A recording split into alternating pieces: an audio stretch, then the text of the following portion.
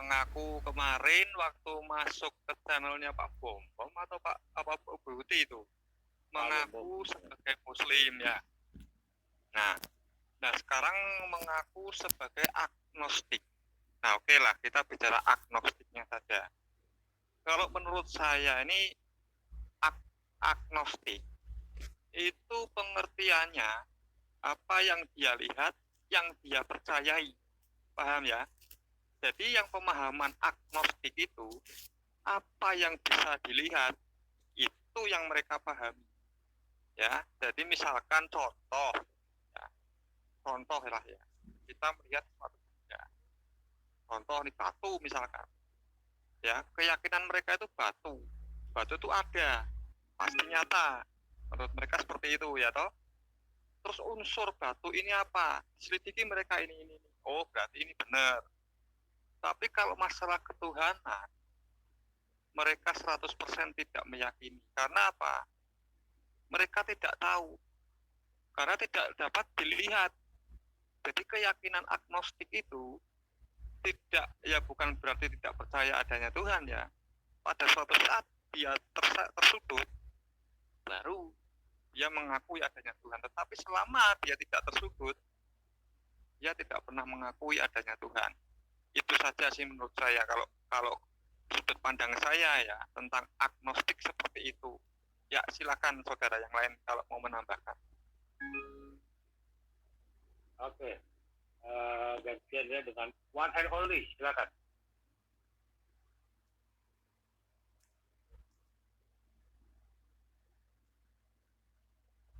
Halo, one and only.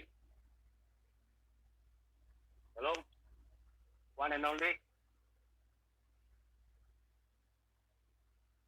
Halo. Oke dah. Silakan Pak Awareness.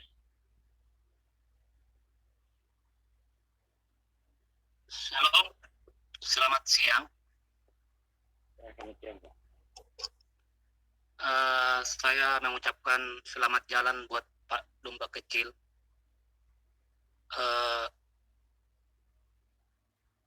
Semoga semua pengajaran dan pelajaran-pelajaran yang diajarkan oleh Domba Kecil menjadi kenangan buat kita semua. Saya sangat tertarik kepada Pak Dani ini yang selalu nongol di channel-channel Kristen.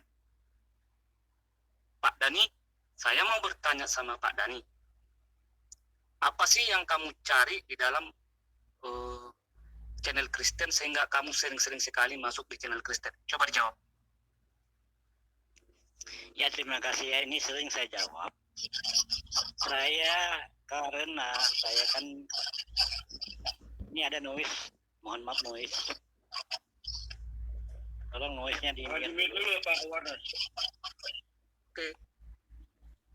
Jadi sekali lagi saya katakan, kenapa saya sering berada di channel-channelnya Kristen, juga sering juga di channelnya Islam ya.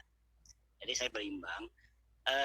Saya masuk ke channel-channel Kristenan ini pertama kali sebelum adanya channel Muslim, itu kan channel Kristen dulu 2 tahun yang lalu, yaitu di CIA, kemudian di RAK. Islam belum ada channel. Yang satu-satunya channel yaitu JCC, itu aja. Tapi pertama kali saya juga masuk di JCC.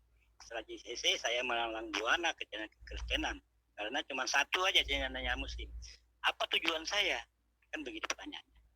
Tujuan saya hanya ingin menambah wawasan, mencari pengetahuan yang di luar yang pernah saya pelajari dari kecil. Saya kan aslinya orang Islam, dari pondok pesantren. Selama saya di pondok kan tidak pernah mengenal Alkitab, tidak pernah mempelajari ajaran-ajaran di luar Islam. Maka dari itulah 2 tahun yang lalu saya mengenal channel-channel ini di media sosial, maka saya penasaran dan ingin menggali wawasan saya.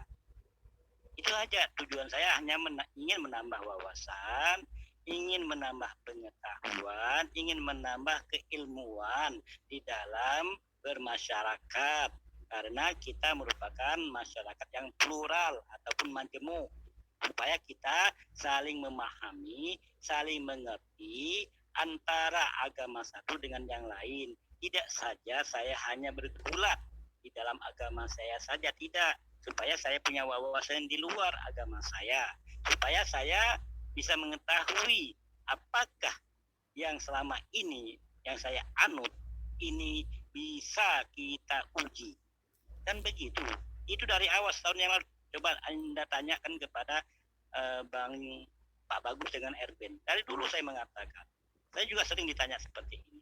Saya jawab, seperti itulah jawaban saya. Ingin mengetahui, menambah wawasan, menjadi pengalaman, sekaligus ingin menguji keyakinan terhadap Islam, ingin diuji oleh di luar doktrin ataupun pengajaran dari dalam Islam, supaya menambah keyakinan saya, supaya tidak tergoyahkan.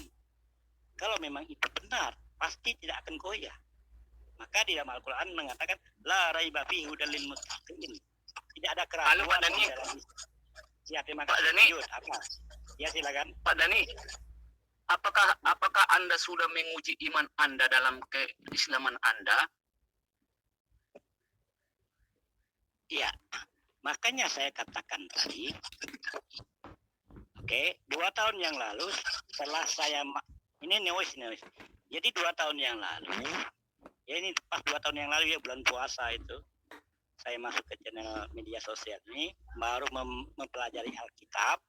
Itu salah satu bentuk pengujian bagi diri saya, bahwasanya agama yang dari Tuhan itu dari yang mana, supaya kita bisa menerawang kebenaran itu. Keyakinan saya ini benar-benar diperkuat ya dengan di luar Islam, tidak seperti kata dalam tempurung. Contoh, kita bisa melihat bangunan rumah kita apabila kita berada di luar. Kalau kita berada di dalam selama-lamanya. Halo Pak Dani, Pak Dani. Dengar dulu, jangan dipotong dulu. Dengar dulu Pak Dani. Pak Dani terlalu banyak. Bapak bilang agama. Bapak pernah nggak menelisik atau mempelajari pengajaran yang Bapak imani itu? Loh, jelas lah sudah. Saya kan dari kecil, kan dari pondok pesantren, Pak. Otomatis tahu. Oke. Sekarang apabila Bapak sudah bertahan di situ, saya mau bertanya kepada Bapak. Ya, silakan. Di kitab siapakah tertulis ada pemanggilan setan sama pemanggilan tuyul? Oke, sudah? Nah, ya. Ya, terima kasih. Tolong di-mute ya. Jadi di dalam Islam itu cara untuk memanggil jin ya, tidak mengenal tuyul ataupun genderuwo, tidak. Jin. Nah, itu namanya jin. Jadi ciptaan Allah di muka bumi ini ada yang bernama jin dan manusia. Bapak, pertanyaan saya jelas sekali loh. Di kitab siapakah ada ayat pemanggilan tuyul dan jin? Oke, saya jawab. Pemanggilan tuyul dan jin itu merupakan dari kitab suci Al-Quran dan ajaran-ajaran baginda Rasulullah SAW. Udah jelas, nggak ada keraguan. Oke, ya itu saya udah dapat jawabannya. Terus pemanggilan tuyul dan jin ini, menurut Bapak, apakah ini adalah ajaran yang benar apa tidak? Oke, yang namanya tuyul tidak dikenali, kita hanya mengenal jin. Ya, jadi pemanggilan jin itu ada di dalam Al-Quran, ada di dalam hadis. Apakah ini ajaran benar atau tidak? Maka Allah Subhanahu wa Ta'ala sudah menjadikan furqan, pembeda mana yang hak dan mana yang batil. Itu Allah katakan di dalam Al-Quran. Itu supaya kita mendapatkan pengetahuan tentang jin, supaya kita tidak tergelincir ya menjadi pengikut iblis. Karena ada juga jin yang baik, ada juga jin yang Islam. Pak Dani, pertanyaan saya itu kok sulit sekali dijawab ya. Pemanggilan tuyul dan jin itu apakah ajaran yang benar atau tidak, itu aja kok. Kita kan nggak tahu nih jin yang mana Anda maksudkan. Jin itu ada dua, jin kafir dan jin Islam. Tidak mengenal tuyul, Pak, dalam Islam. Islam tidak mengenal tuyul, tidak mengenal genderuwo. Tuyul itu sebangsa apa, Pak? Makanya saya kata Anda pahami dulu, Anda belum memahami, sudah langsung menjustis. Saya katakan di dalam Islam itu mengenal jin Islam dan jin kafir. Jin kafir ini yang dinamakan oleh manusia, ada yang mengatakan tuyul, ada yang mengatakan gundurwo, ada yang dikatakan ifrit, dan bermacam-macam sebutan jin yang melakukan kejahatan. Jin yang melakukan kejahatan itulah yang dikatakan pengikut iblis atau dikatakan memiliki sifat syaitan, dan itu tidak itu tuyul, genderuwo, apa jin ifrit itu termasuk jin mana? Jin kafir apa jin apa itu? Jin kafir, Pak. Ifrit, jin kafir ya. Tuyul itu jin kafir. Paham? Oh, berarti kalau tuyul sama genderuwo sama jin ifrit itu jin kafir, dipanggil-panggil sama orang yang mau pengajaran apa, yang mau memanggil jin kafir itu pakai ayat-ayat dari kitab kamu ya? Dia menggunakan ayat tetapi dibolak-balik, Pak. Makanya pernah saya sampaikan, untuk menyimpangkan, untuk memanggil jin kafir itu dengan cara membolak-balikan ayat-ayat suci Al-Quran. Itu bisa. Itu namanya penyimpangan. Itulah yang dilarang oleh Allah dan Rasulullah. Maka di dalam Islam, apabila ada penyimpangan di dalam ajaran Islam, itu dikategorikan sebagai penyesat. Maka kami yang murni, yang berupaya untuk memurnikan ajaran Islam, inilah yang diridai oleh Allah, ajaran yang diridai oleh Allah. Paham? Seperti apa ajaran yang diridai Allahmu itu? Ajaran yang diridai oleh Allah adalah pertama melaksanakan perintah Allah dan menjauhi larangan. Jadi melaksanakan perintah Allah dan Rasulnya. Dengar dulu. Halo. Apakah yang melakukan pemanggilan jin apa, manggil tuyul sama genderuwo sama jin ifrit itu tidak melaksanakan perintah Allahmu? Dia naik haji loh. Dia naik haji, dia sholat bagus-bagus. Jangan framing dulu, tanyakan saja. Anda jangan framing. Anda tanyakan saja. Itu saya jawab. Itu bukan itu udah biasa kita lihat loh. Restoran, rumah makan, dengar dulu, rumah makan yang ada di Anda ini mau diskusi atau mau berdebat?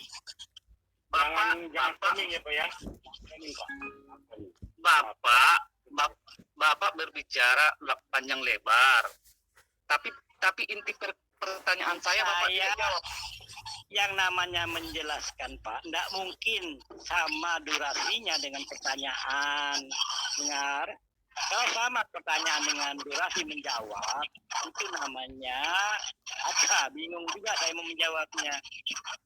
Nah, karena Bapak tadi, halo Bapak, tadi Bapak kan bilang yang diridhoi Allah, apakah mereka yang melakukan itu tidak diridhoi Allah, tidak berjalan sesuai dengan perintah Allah?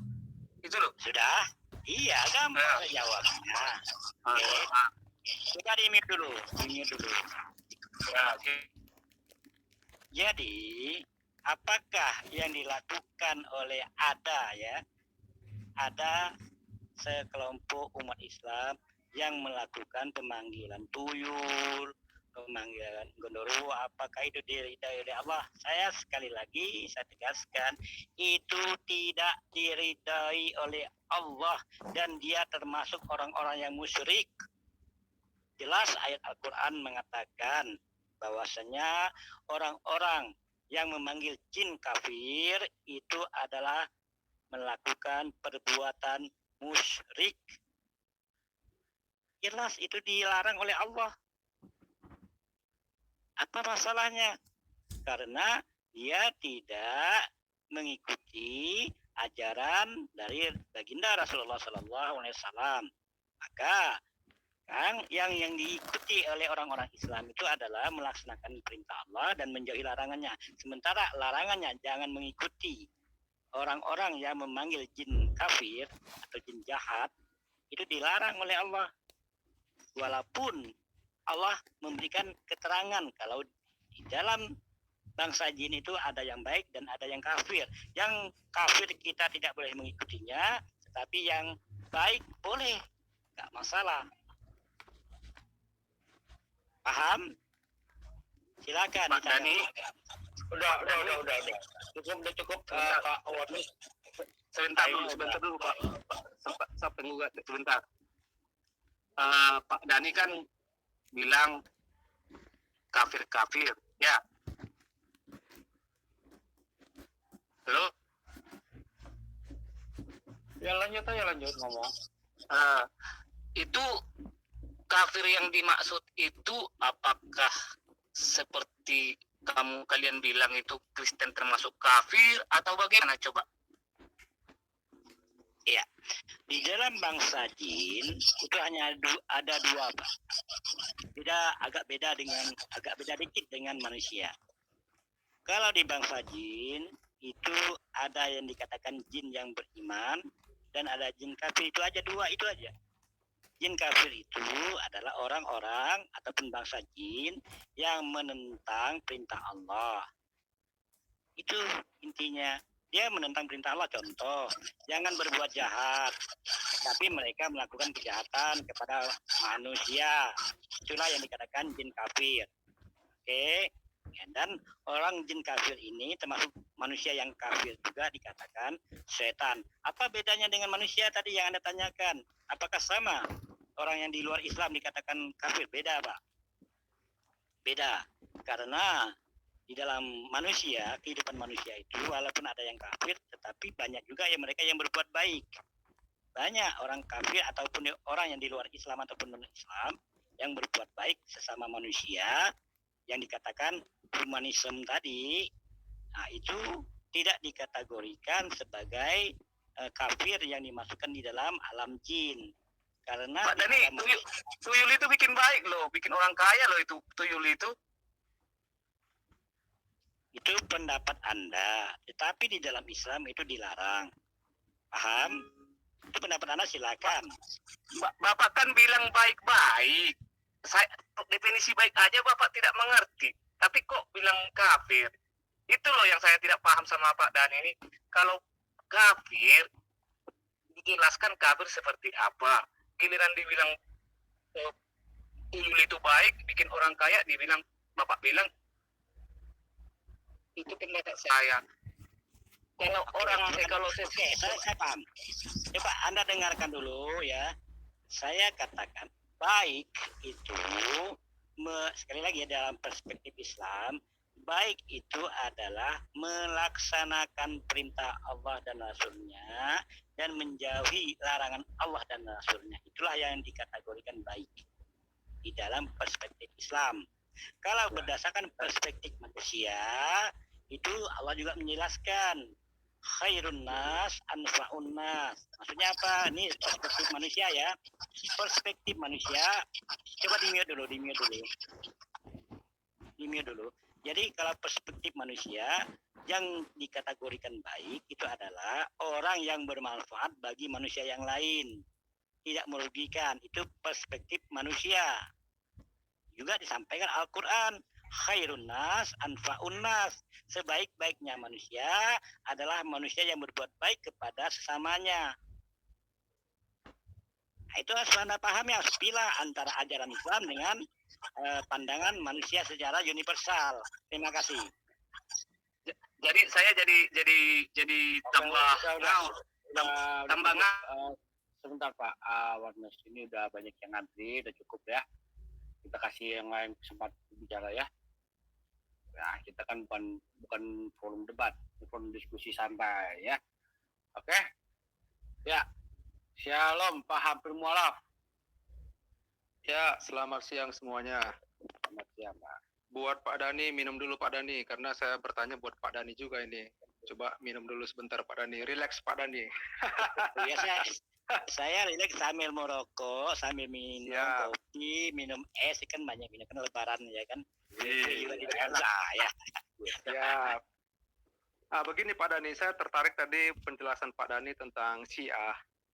Ya, saya mengambil poin bahwasanya Syiah itu berbahaya sebab jika pemimpinnya berlaku jahat, berlaku tidak adil, berlaku tidak berperilaku kemanusiaan, ini berbahaya, kan begitu Pak Dani, sehingga umat Muslim, umat Islam bisa dibilang kontra terhadap Syiah, kan begitu Pak? Iya. Ya, Karena rahmatan lil alamin itu Islam itu. Rahmatan lil alamin. benar. Namun faktanya Pak Dani, yang saya ketahui, ini juga berlaku bagi umat Islam, yaitu pemimpin tertingginya, imam besarnya, rasul besarnya yang kita tahu adalah Muhammad. Di mana ajaran Muhammad yang kita ketahui adalah perangi umat Kristen, perangi umat Yahudi, dan bahkan jika orang yang berpindah keyakinan dari Islam kepada keyakinan lain, halal darahnya, dan itu fakta di mana-mana Pak Dani. Pemimpin Pak Dani yang terbesar adalah Muhammad. Bukankah kaum Islam juga adalah kaum munafik? Bagaimana menurut Pak Dani? Oke, terima kasih ya. Jadi orang mu'alaf orang yang murtad, maka pernah saya sampaikan yang dikatakan yang dibunuh oleh Rasulullah itu adalah merupakan tawanan perang yang notabene-nya menjadi mu'alaf. Itu jelas sekali yang namanya asbabul wurudnya. Jadi waktu berperang Rasulullah itu dengan kaum Yahudi ataupun dengan kaum kafir Quraisy, kemudian setelah dia kalah perang, dia menyatakan masuk Islam. Maka di saat dia masuk Islam kan dia akan bebas. Dia tidak lagi diperlakukan sebagaimana tawanan. Karena dia sudah Islam, maka dibebaskan. Karena dia sudah menjadi mu'alaf. Maka sama dengan saudara-saudara muslim yang lain.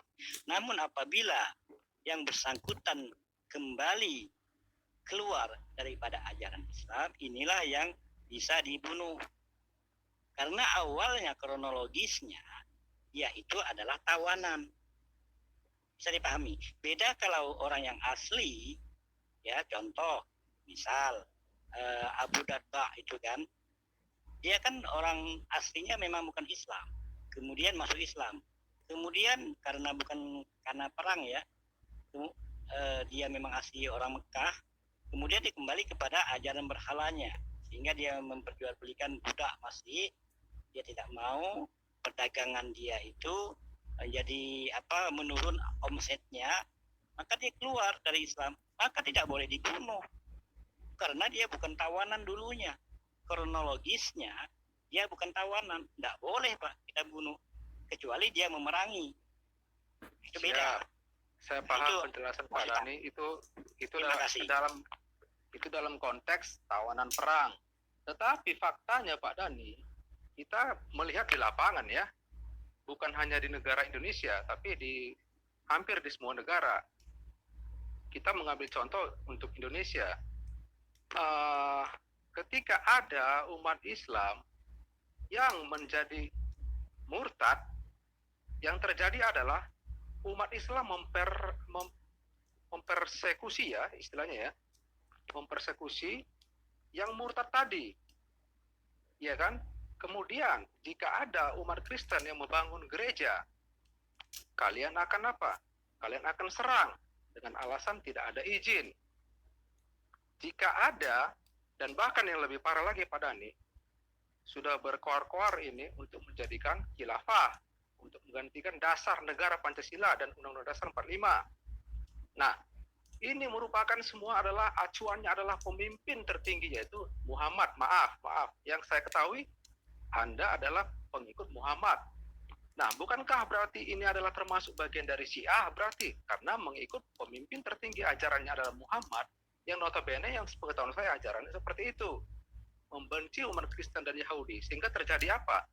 Antar kita saja Pak Dani, Islam dan Kristen, terjadi apa? Perang dingin. Ya. Jadi artinya Pak Dhani ini termasuk kaum yang munafik, Pak Dhani. Karena ketika Pak Dhani, setahu saya Islam yang asli Islam adalah Anda harus memerangi Kristen, Anda harus memerangi Yahudi, Anda harus apa? Harus demo, artinya kalau lagi puasa warteg harus tutup. Anda harus anti Pancasila. Itulah yang benar-benar Islam yang saya ketahui. Karena itulah ajaran Muhammad. Tetapi jika Anda orang baik-baik, berarti Anda adalah orang munafik. Bagaimana Pak Dhani? Ya, terima kasih Anda. Makanya Anda hampir mualaf. Anda salah di dalam menerjemahkan ataupun memandang ajaran Islam.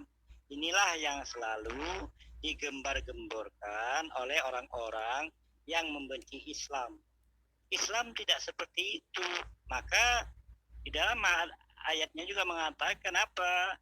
Rahmatan lil alamin. Islam itu adalah rahmat untuk seluruh alam.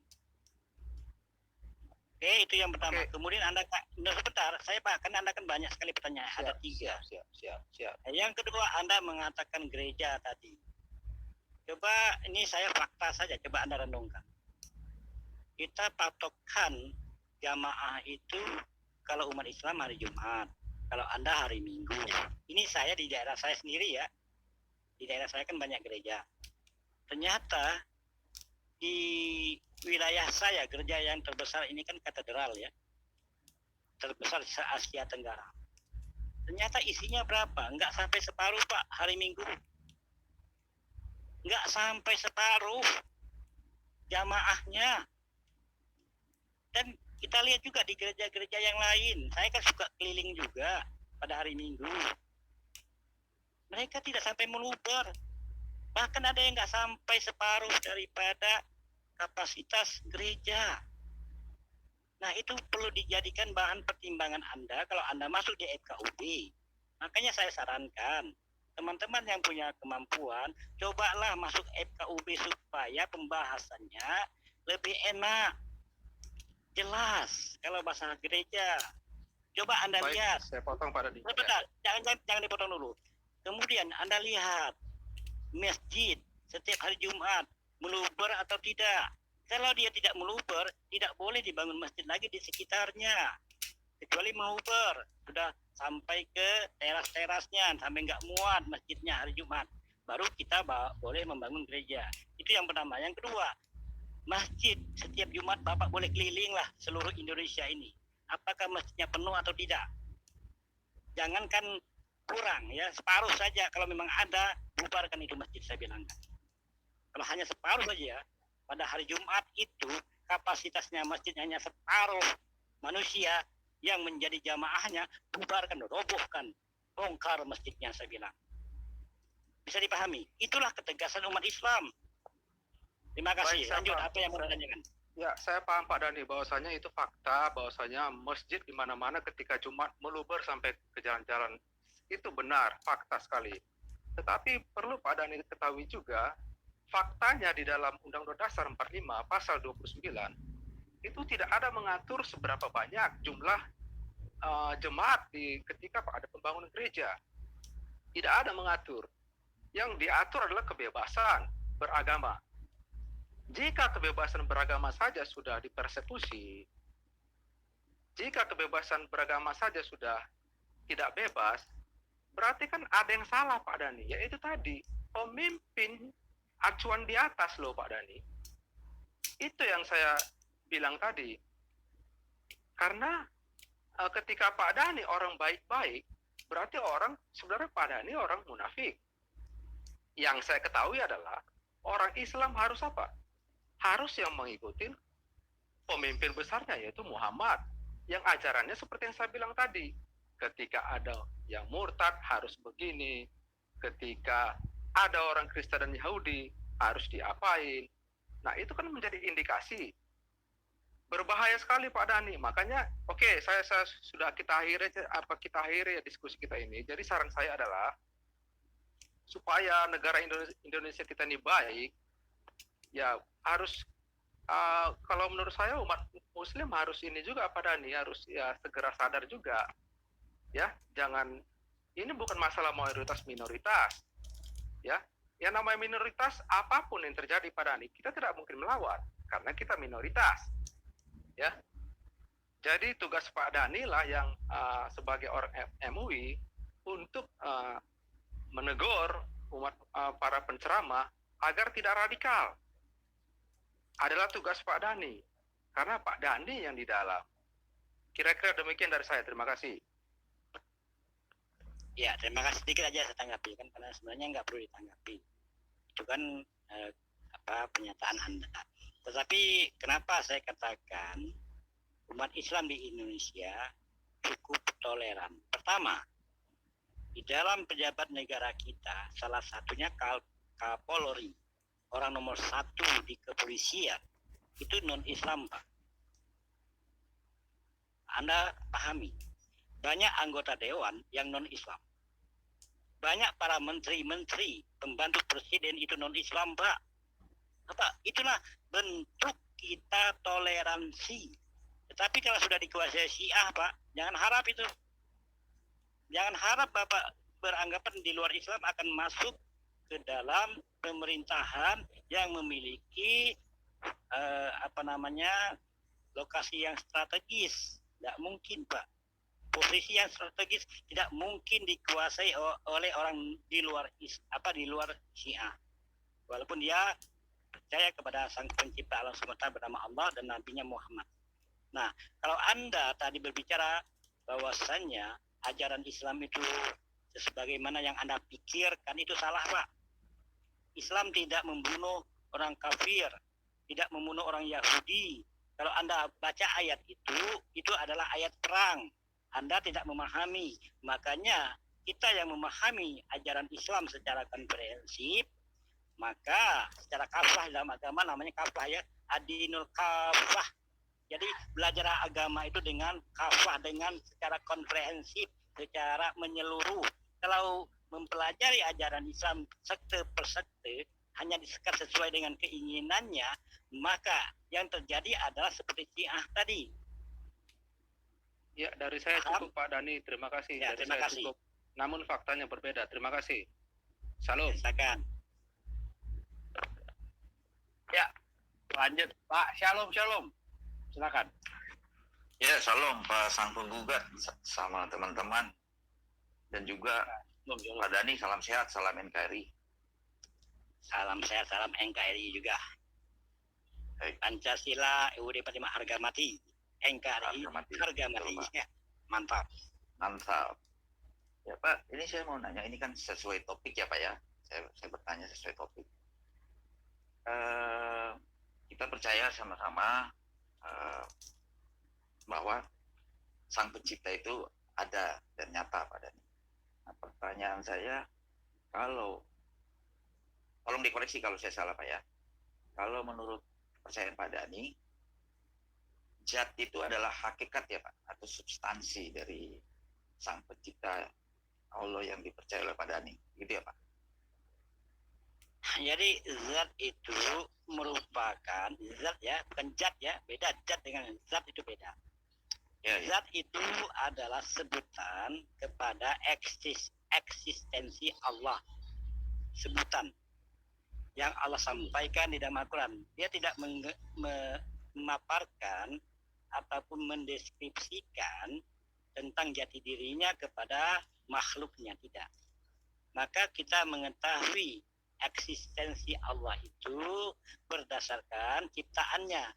Apa ciptaannya? Termasuk langit dan bumi, gunung, air, laut, udara, angin, awan, dan sebagainya. Itulah ya kita supaya berpikir kalau Sang Pencipta itu ada. Namun kita tidak diperkenankan oleh Sang Pencipta untuk mengetahui eksistensinya Allah. Kalau kita sudah mengetahui eksistensinya Allah, Sang Pencipta alam semesta, berarti kita sudah menyamai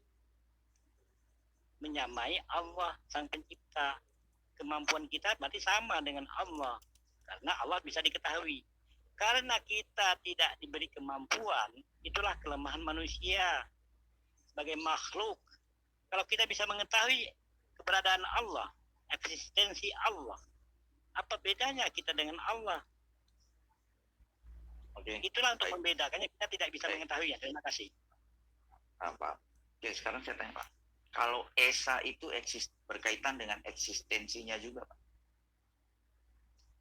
Ya, Esa itu merupakan bayinah ataupun keterangan kepada makhluk yang bernama manusia. Kalau sang pencipta itu adalah satu. Apa dasar Satu. ayatnya? Iya, kul huwallahu ahad. Katakanlah Allah itu Satu itu maksudnya Esa itu Pak. Satu, Ya, Pak. kalau bahasa Indonesia, kalau bahasa Arabnya kan kul huwallahu ahad. Ahad itu berdiri sendiri. Enggak ada yang menyamainya. Jadi Satu kalau di tunggal Pak ya, berarti ya, satu tunggal ya Pak ya. Tidak ada kami lain. bahasa iya, satu istilahnya satu aja, nggak ada yang lain-lainnya. Nah, Oke. kalau di dalam disinonimkan dengan bahasa Indonesia, maka dikatakanlah adalah Esa yang berdiri sendiri. Dia berdiri Pertanyaan sendiri, saya Pak, ini kan balik lagi ke pertanyaan saya. Zat dan keesaan dari sang pencipta yang Padani percaya itu kan berkaitan dengan eksistensinya, keberadaannya, kan Pak? Nah, pertanyaan saya, kenapa Esa Bapak bisa ke satu itu, tunggal itu Bapak bisa tahu, kenapa zat Bapak nggak tahu? Ya, Allah telah menjelaskan di dalam Al-Quran mengatakan Iza su'ila anni fa inni qarib. Wahai Muhammad, kata Allah, apabila ada umatmu bertanya tentangku, kata Allah ya, tentang eksistensi Allah, maka kata Allah jawab, katakan saja Allah itu dekat, itu saja. Fa inni qarib, sesungguhnya aku ini dekat, itu saja. Enggak ada penjabaran selebih daripada itu. Kalau tidak ada dijabarkan, diterangkan oleh Allah tentang eksistensinya, maka umat Islam tidak boleh mengada-ada, berupaya untuk mencari eksistensinya Allah. Tetapi apa jawaban Allah? Kamu cari saja, pelajari saja apa yang saya ciptakan. Jadi ciptaan Oke, Allah baiklah. kita cari ciptaannya saja, Baik. kita tidak mampu mempelajari ciptaannya, apalagi ingin mengetahui Nah. eksistensi Allah. Terima kasih. Paham? Baik Pak, bagus penjelasan Bapak. Artinya gini Pak, sedangkan eksistensi zat di sang pencipta yang Padani percaya Bapak sendiri tidak diberi pengetahuan, bagaimana teman-teman Padani ini mau membahas atau mengartikan, menginterpretasikan Tritunggal kami Pak yang di Kristen? Bagaimana Bapak bisa mengatakan bahwa kami orang Kristen yang percaya Tritunggal itu percaya kepada tiga Allah, padahal di zat tentang sang pencipta Allah yang Padani sembah sendiri Bapak tidak dikasih tahu? Kenapa Bapak, teman-teman Bapak ya bukan ini, selalu mengatakan bahwa orang Kristen itu menyembah Tritunggal itu tiga Allah dan Allah itu punya anak? Itu loh Pak pertanyaan saya. Kok Bapak melompat ke kepercayaan kami yang Kristen, sementara di hakikat dan eksistensi sang pencipta yang Padani percaya itu zatnya Bapak nggak tahu Pak. Kenapa Bapak, teman-teman Bapak ya, selalu mengatakan bahwa di Kristen itu menyembah tiga Allah dan Allah itu punya anak, gitu Pak maksud saya. Iya. Bisa dijawab nggak Pak, kenapa mereka teman-teman Bapak itu bisa begitu Pak, mempunyai pemikiran seperti itu? Ya, saya juga mengalami hal yang sama. Termasuk saya juga kadang-kadang berpikir demikian. Kenapa? Karena penjabaran dari umat Kristiani, setiap pendeta berbeda-beda. Contoh seperti Frans Donald, kemudian ATD, kemudian Eza Zoru, kemudian Bambang Nursena, pendeta termasuk Mel Aktok. Itu mereka menjabarkan itu berbagai macam versi. Maka karena sesuatu yang membuat kita ada perbedaan itu, justru kita di luar kekristenan ataupun Islam ya, menurut saya Saya itu jawab Pak, saya jawab singkat. jadi penasaran, maka ingin tahu kedudukan yang sebenarnya. Siapa sih Oke. sang pencipta alam semesta itu menurut pengetahuan kekristenan? Itu aja, karena penasaran. Istilahnya boleh dikatakan apa namanya kalau bahasa modern ini kepo lah, bahasa modern, bahasa gaulnya kan. Jadi Ya, umat Islam kepo jadi nggak apa-apa kepo. Pak, nggak apa-apa Pak. Tapi yang terjadi kebanyakan itu kan menuduh, langsung berasumsi. Padahal zatnya sendiri di Allah yang Pak Danis dan teman-teman sembah kan tidak dikasih tahu. Kan? Misalnya Ya. Pak, saya tanya lagi lebih lanjut misalnya. Sudah, Itu kan ada. Pak Shalom, mohon maaf Oh, sebentar. baik-baik. Iya, udah tidak usah terlalu Siap. ini Pak ya, nggak usah terlalu Siap. menekan. Kita diskusi sampai aja Pak, ini kan minggu ya kan. Oke, Oh iya, saya tahu. pilihan Terima kasih ya Pak Dani ya. Pak Terima kasih, Pak Shalom, Ya, sama-sama damai semuanya, damai negara kita, negara Republik Indonesia. Dari teman Mati harga mati. Ya. Silakan nih kita. Terima kasih. Ya langsung aja ini ke Pak Dhani. Pak Dhani, kalau Pak Dhani tidak tahu siapa Allah Pak Dhani, berarti Pak Dhani bukan Islam. Nih. Saya searching dulu nih. Lihat dulu. Ya, silakan.